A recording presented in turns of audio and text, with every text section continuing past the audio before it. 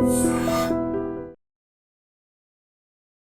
Guys, welcome to I dream. నేను మీ Chanakya.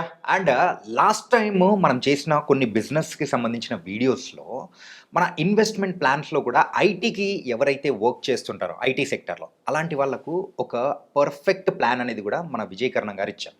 So దాని కంటిన్యూషన్గానే ఈరోజు ఇంకొక ప్లాన్తో కూడా ఆయన వచ్చేసారు, మన పర్సనల్ ఫైనాన్షియల్ అడ్వైజర్. ఈరోజు ఎలాంటి ప్లాన్లో మనం ఇన్వెస్ట్ చేస్తే, ఎలాంటి ఎసేపులో మనం అయితే ఇన్వెస్ట్ చేస్తే మనకైతే డబ్బులు ఇంకెక్కువ వస్తాయి, ఈ ఇన్వెస్టింగ్ ప్లాన్ అనేది ఎలా ఉంటుందో అనే దాని గురించి కూడా మనకు ఎక్స్ప్లెయిన్ చేయడానికి విజయకరణం గారు కూడా రెడీగా ఉన్నారు. మరి అయితే లేట్ ఎందుకు, ఆయన అడుగు. Hi sir. హలో అండి. ఎలా ఉన్నారు? డూయింగ్ గ్రేట్ అండి. Happy new year. Same to you sir. Yeah and so last year ఇన్వెస్టింగ్లో మేము చేసిన తప్పులు అన్నీ కూడా ఈ ఇయర్ చేయకుండా హ్యాపీగా ముందుకు వెళ్ళిపోవాలని, మీ అడ్వైస్ ఇంకా బాగా పనిచేయాలని కూడా మేము కోరుకుంటాము. డెఫినెట్గా I will try my level best అండి. యా. అండ్ మనం లాస్ట్ వీక్ మనం చేసిన వీడియోలో ఐటీలో ఎవరైతే వర్క్ చేస్తూ ఉంటారో వాళ్ళకు ఒక మంచి ప్లాన్ చెప్పాం. చాలామంది కూడా వాళ్ళు ఫాలో అవుతూ ఉన్నారు. ఇంకా ఇలాంటి ప్లాన్స్ ఏదన్నా ఉంటే చెప్పండి అని చెప్పేసి అని అన్నారు. సో దాని కంటిన్యూషన్గా మీరు ఈరోజు ఇంకొక ప్లాన్ ఒకసారి వివరిస్తారా? డెఫినెట్గా అండి. రెగ్యులర్ ప్రొఫెషనల్స్కి ఐటీ ప్రొఫెషన్స్కి డిఫరెన్స్ ఏంటి అంటే వీళ్ళకి కొంచెం తొందరగానే హై పేయింగ్ ఆపర్చునిటీస్ ఉంటాయి. కాకపోతే ఎంత తొందరగా ఆపర్చునిటీస్ పెరుగుతాయో ఎప్పుడైతే వాళ్ళు 40-50 క్రాస్ అయిన తర్వాత అంత తొందరగా కూడా తగ్గిపోతాయి అన్నమాట. If they are exceptional they will continue their career like that, or వాళ్ళు బయటకు వచ్చి స్టార్ట్అప్స్ పెట్టుకోవడం కానీ బిజినెస్ పెట్టుకోవడం కానీ దట్స్ అ డిఫరెంట్ కేటగిరీ. కానీ majority of the people they will get stuck into ఆ జోన్లో స్టక్ అయిపోతారు అనమాట. ఎప్పుడైతే 50 years క్రాస్ అయినా కానీ 45-50 years క్రాస్ అయిన తర్వాత. సో వాళ్ళకప్పుడు మంత్లీ ఇన్కమ్ అనేది శాలరీ పరంగా పెరగకపోయినా కానీ వాళ్ళ ఎక్స్పెన్సెస్ పెరుగుతాయి. సో దానికి నేను ఇచ్చే సజెషన్ ఏంటి అంటే మనం ఎర్లీగా రిలీజ్ కావాలి. ఎప్పుడైతే మనం 30-35లో ఉన్నామో అప్పుడే రిలీజ్ కావాలి. రిలీజ్ అయ్యి దానికి ఆల్టర్నేటివ్ మనం ఇన్కమ్ సోర్స్ ఎట్లా జనరేట్ చేసుకోవాలనేది ఒక చిన్న ప్లాన్ అనమాట. ఇది ఇక్కడ ఎట్లా ప్లాన్ చేస్తున్నామంటే ఎవ్రీ ఇయర్ ఒక 6 lakhs అంటే పర్ మంత్కి 50,000 అనుకున్నా కూడా 50,000 ఎవ్రీ మంత్ 50,000, లేకపోతే yearly once 6 lakhs. Only 5 years మాత్రం వాళ్ళు ఇన్వెస్ట్మెంట్ చేసుకున్నారు అనుకోండి మ్యూచువల్ ఫండ్లో for the period of 5 years. అంతే, 5 years వరకే.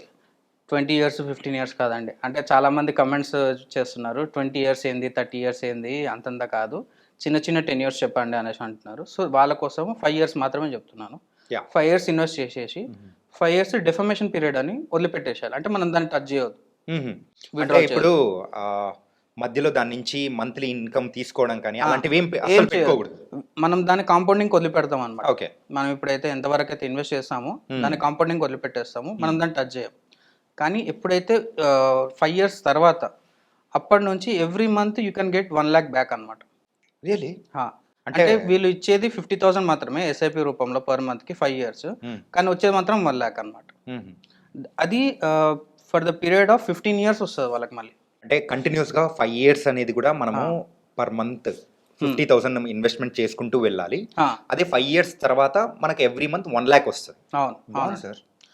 మీకు ఇంకా ఏజ్ గ్రూప్ వైజ్గా కూడా చెప్పాలి అంటే ఫర్ సపోజ్ ఎవరైనా ఒక పర్సన్ 41 years ఉన్న పర్సన్ ఇప్పుడు ఈ ప్లాన్ ఇంప్లిమెంట్ చేశాడు అనుకోండి, 41, 42, 43, 44, 45 years వరకు 6 lakhs ఎవ్రీ ఇయర్ ఇన్వెస్ట్ చేసుకుంటూ వెళ్తాడు, కార్పస్ బిల్డ్ చేసుకుంటాడు. ఓకే, 50 years వరకు దాన్ని డిస్టర్బ్ చేయడు. 51 year ఉన్నప్పుడు ఎప్పుడైతే అతని రిక్వైర్మెంట్ అవసరం పడుతుందో అప్పటి నుంచి ఎవ్రీ మంత్ 1 lakh విత్డ్రాల్ చేస్తూ ఉంటాడు. 51 years నుంచి 65 years వరకు every year 1 lakh as an ఇన్కమ్గా అతను అడిషనల్ ఇన్కమ్గా జనరేట్ చేసుకోవచ్చు. ఓకే, సో ఇక్కడ మెయిన్ థింగ్స్ ఏం వర్క్ అవుతుంటాయంటే మెయిన్ కార్పస్ మనం డిస్టర్బ్ చేయట్లేదు. మనకి ఎంత కావాలి, ఇప్పుడు 50,000 ఈ రోజు మన ఎక్స్పెన్సెస్ ఉన్నాయి, 10 years తర్వాత 1 lakh అవుతుంది, అంతకన్నా ఎక్కువైతే ఏం కాదు. ఇన్ఫ్లేషన్ అడ్జస్ట్ చేసుకున్నా కూడా 1 lakh అంటే ఎక్కువ కాదు. So 1 lakh income additional to our salary. అంటే ఈ ప్లాన్లో మీరు చూసుకుంటే 60 years వరకు మీకు శాలరీతో అడిషనల్గా ఇన్కమ్ జనరేట్ అవుతుంది. సో ఇట్లాంటివి మీరు మీ ఫినాన్షియల్ ప్లానింగ్లో ఇన్వాల్వ్ చేసుకొని ఇట్లాంటివి మనం ఇంప్లిమెంట్ చేసుకోగలిగితే డెఫినెట్గా ఎప్పుడైతే 50 క్రాస్ అయిన తర్వాత ఫినాన్షియల్ బ్రేక్ డౌన్స్ కానీ లేకపోతే ఫినాన్షియల్ ప్రెషర్ ఎక్కువ తట్టుకోలేకపోవడం కానీ ఇట్లాంటివి అనేది ఉండదు అనమాట. సో ప్యాసివ్ ఇన్కమ్ అని కూడా కన్సిడర్ చేయొచ్చు. మనకు రెగ్యులర్గా వచ్చేది కాకుండా passive income for suppose 50 years cross అయిన తర్వాత జాబ్ లాస్ అయిన వాళ్ళకు కూడా ఇది యాజ్ అ కాంపన్సేట్గా పనిచేస్తుంటుంది అనమాట. అండ్ మనం ఇప్పటివరకు చేసిన వీడియోస్లో కూడా అంటే మనం డిస్కస్ చేసుకున్నాం ఎక్కువగా ఏంటంటే ఒక డిసిప్లిన్తో సో ఒక 10 ఇయర్స్ 20 ఇయర్స్ చేసుకుంటే వచ్చే రిటర్న్స్ అనేది కూడా ఎలా ఉంటాయి అవును అవును కాకపోతే దానికి ఎవరైతే వ్యతిరేకంగా ఉంటారో ఆపోజిట్గా ఉండి అవును అవును తక్కువ టైంలోనే ఎక్కువ కావాలి అని అనుకుని ఇప్పుడున్న మైండ్ సెట్ వాళ్ళకి అవును మాత్రం అవును ఇది మాత్రం ఖచ్చితంగా బాగా ఉపయోగపడుతుంది. డెఫినెట్గా అండి. ఎందుకంటే నేను ఎందుకు పర్టికులర్గా 5 ఇయర్స్ తీసుకున్నాను అంటే స్ట్రాటజికల్గానే తీసుకునేదండి. ఎందుకంటే మనం ఎప్పుడైతే 35 నుంచి 40 ఇయర్స్లో పీక్ అనమాట. ఎవరి కెరీర్లో అయినా సరే 35 నుంచి 45 ఇయర్స్ మన ఏజ్ గ్రూప్లో ఉన్న వాళ్ళకి పీక్. ఎందుకంటే వాళ్ళకి అప్పుడు ఎక్స్పీరియన్స్ ఉంటుంది, నాలెడ్జ్ ఉంటుంది, ఆపర్చునిటీస్ కూడా ఉంటాయి. యా 45 తర్వాత ఆపర్చునిటీస్ తగ్గుతూ ఉంటాయి. ఎక్స్పీరియన్స్ పెరుగుతుంది కానీ ఆపర్చునిటీస్ తగ్గుతూ ఉంటాయి. 35 నుంచి 40 ఇయర్స్ ఏజ్ బ్రాకెట్లో ఉన్న వాళ్ళకి ఎవ్రీ మంత్ 50,000 అనేది మ్యాండేటరీ వాళ్ళు చేసుకోగలగాలి. ఇప్పుడు చేసుకోలేదనుకోండి డెఫినెట్‌గా 50 ఇయర్స్ క్రాస్ అయిన తర్వాత అప్పుడు మీకు అడిషనల్ ఇన్‌కమ్ అనేది తగ్గిపోయే ఛాన్సెస్ ఉంటాయి. ఓకే అప్పుడు మన కంప్లీట్‌గా సాలరీ మీద డిపెండ్ అయినామనుకోండి, అందరికీ తెలిసిందే ఎన్ని ఇబ్బందులు మనం ఫేస్ చేయాల్సొస్తది. అవన్నీ అవాయిడ్ చేయాలంటే డెఫినెట్‌గా ఒక ఆల్టర్‌నేట్ ఇన్‌కమ్ సోర్స్ అనేది ఇట్లా జనరేట్ చేసుకోవడం will be the best option. And ఇక్కడ ఇంకొక మేజర్ థింగ్ ఏంది అంటే, నేను వేరే వీడియోస్‌లో చెప్పినట్లు 1 CR, 2 CR lump some investment చేయాల్సిన అవసరం కూడా లేదు. చిన్న చిన్న వాటితోనే మీరు స్టార్ట్ చేసుకోవచ్చు. స్టార్ట్ చేసుకున్నందుకు మీరు రూ. 1 అంటే 50,000 మీరు ఎస్ఐపి చేస్తే 1,00,000 రూపీస్ రిటర్న్స్ వస్తున్నాయి. అండ్ మీరు చేసేది ఓన్లీ 5 ఇయర్స్ మాత్రమే. కానీ మీకు వచ్చేసి 3 టైమ్స్ 5 ఇయర్స్ మీరు ఇన్వెస్ట్ చేస్తే 15 ఇయర్స్ మీకు బ్యాక్ వస్తుందన్నమాట. ఓకే సో ఇదొక మంచి one of the best strategies అని నేను ఫీల్ అవుతున్నాను. ఆ ఏజ్ బ్రాకెట్‌లో 35 నుంచి 40 ఇయర్స్ ఉన్న ఏజ్ బ్రాకెట్‌లో 50,000 ఎస్ఐపితోని 50,000 ఇన్వెస్ట్‌మెంట్ పర్ మంత్‌తోని this is the best output we can get out of.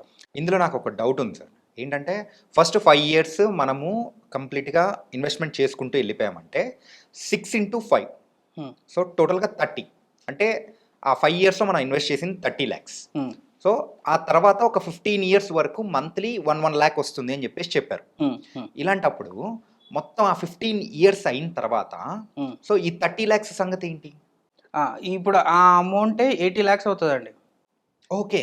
ఆ అమౌంట్ 80 లాక్స్ అవుతది. మీకు ఇంకా బ్రేక్ డౌన్ చెప్పాలి అంటే, మీరు ఏదైతే ఇన్వెస్ట్ చేస్తారో ఆ కార్పస్ 10 ఇయర్స్‌లో 87 లాక్స్ అవుతది. హుహు.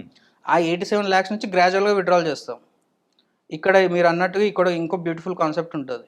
మన కార్పస్ అక్యుములేట్ అనేది 87 లాక్సే. కానీ మనం విత్‌డ్రాల్ చేసేది 1.8 క్రోర్స్. వావ్! ఓకే. ఎందుకు అంటే మనం అట్ ఎ టైమ్ విత్‌డ్రాల్ చేయట్లేదు. హ్మ్. ఇప్పుడు 5 లాక్స్ 5 ఇయర్స్‌కి ఇన్వెస్ట్ చేసి 10థ్ ఇయర్ విత్‌డ్రాల్ చేసుకుంటే 87 లాక్స్ వచ్చేస్తది. హ్మ్. కానీ దాన్ని గ్రాడ్యువల్‌గా విత్‌డ్రాల్ చేసుకుంటూ పోతే మనకు 1.8 క్రోర్స్ లాభం ఉంటది. ఓకే. ఎక్కడ 50,000 ఎక్కడ 1.8 క్రోర్. రైట్. రైట్. సో, ఈ ప్రాసెస్ అంటే ఒక స్ట్రాటజీ వేలో దీన్ని ఇంప్లిమెంట్ చేసుకుంటే ది బెస్ట్ అవుట్‌పుట్ మనం తీసుకోవచ్చనమాట. యాహ్! అండ్ ఐటీ ఎంప్లాయీస్‌కి ఉన్న ఇంకొక బెనిఫిట్ ఏంటంటే మాక్సిమం సాలరీ క్రెడిట్ అనేది కూడా సో 1-5th లోపే అయిపోతూ ఉంటది. అవును. అవునండి. పర్టిక్యులర్ టైమ్‌లోనే అయిపోతూ అవును. ఉంటది కాబట్టి దట్ అవును. విల్ బి ద అంటే ఈ కైండ్ ఆఫ్ ప్లాన్ అనేది వాళ్ళకి ఎక్కువ సూటబుల్‌గా కూడా ఉంటుంది. డెఫినెట్‌గా అండి. యాహ్! జస్ట్ డిసిప్లిన్ ఉండాలి. ఒక కరెక్ట్ మెంటర్ గాని, ఒక అడ్వైజర్ గాని ఉంటే హ్మ్. ఇది ఈజీగా ఇంప్లిమెంట్ చేయొచ్చు.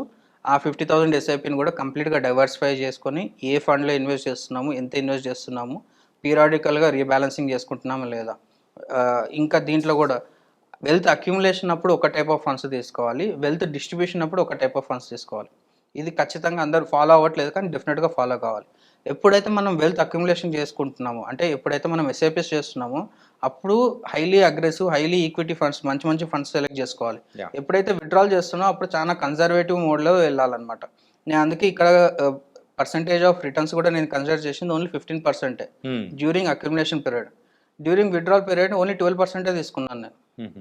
సో, ఇంత అంటే వరస్ట్ ఆఫ్ వరస్ట్ ఫండ్స్ ఇచ్చినవి 15%. Yeah! Worst of worst debt funds ఇచ్చినవి 78%. ఇవన్నీ కలెక్టివ్‌గా చేసుకొని మనం బిల్డ్ చేసిన స్ట్రాటజీ అనమాట. అంటే మనమైతే ఇక్కడ మీరు చెప్పిన ప్లాన్‌లో కూడా మనము అత్యాశకి పోవట్లేదు. అలా ఎగ్జాక్ట్‌లీ. అని చెప్పేసి లిస్ట్‌కి పోవట్లేదు. ఎగ్జాక్ట్‌లీ. కంప్లీట్‌గా రెండిటికి సమాంతరంగా ఉండేటట్టు యావరేజ్ అనేది ఒకటి తీసుకొని దానికి ఎగ్జాక్ట్‌లీ. తగ్గట్టు ప్లాన్ అనేది కూడా మీరు డిజైన్ చేశారు. ఎగ్జాక్ట్‌లీ. ఇప్పుడు 87 లాక్స్ అనేది కూడా జస్ట్ ఈ 15%కి మాత్రమే. ఓకే.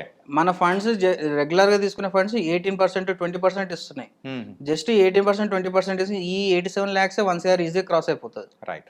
సో 1 సీఆర్ ఇక్కడ క్రాస్ అయింది అంటే విత్‌డ్రాల్ చేసే దగ్గర మనం 1,00,000 దగ్గర 1.5 లాక్స్ కూడా తీసుకునే ఆపర్చునిటీ కూడా ఉంటది. Okay. So it's a part of planning. Complete planning ఉండాలి. స్ట్రాటజికల్ వేగా ఏ ఫండ్స్‌లో ఇన్వెస్ట్ చేస్తున్నాము, ఎంత ఇన్వెస్ట్ చేస్తున్నాము అనేది డీటెయిల్‌గా తెలుసుకుంటేనే మనకు క్లారిటీ వస్తదన్నమాట. ఓకే.